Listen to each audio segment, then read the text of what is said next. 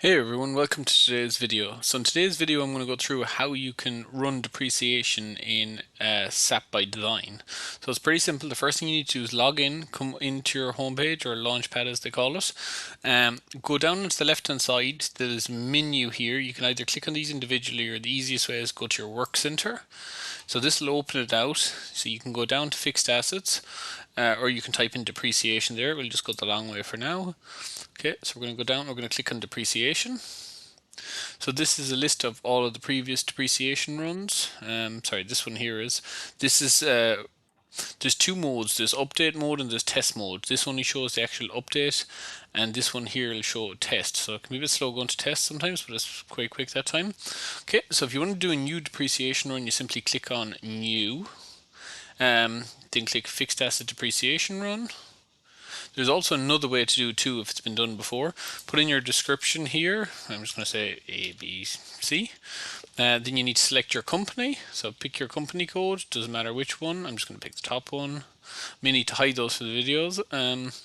So next thing you can click your entry type. So this is dependent on whether you're what stage your month end close you're at. If it could be operational posting, if the period is still open. If it's not, you'll probably be closing entries. So in my case, I know it's closing entries. So next thing you can pick an individual ID. I don't want to do that. So I'm going to run it for a period for one company. I'm going to pick the time. And I'm simply going to click start now. Okay. So I know it should run. It's already been run, so I don't think it's going to return any data. So there's a message down there, and it said finished without errors. So you can click display log to see did anything happen. You can go to your postings. So no postings was made because I've already previously ran this. So that's fair enough. No journal entries. But if you ran this, you would normally. So I ran this in test. You would need to rerun this again and take off the test icon off it. Okay, so the other option for running it would be to simply select one of your previous ones. It's company based, so this needs to be done individually per company. So pick the company you want to run it for. So you could go down to a previous month and then click copy. It'll open it here and it'll give you your text as well.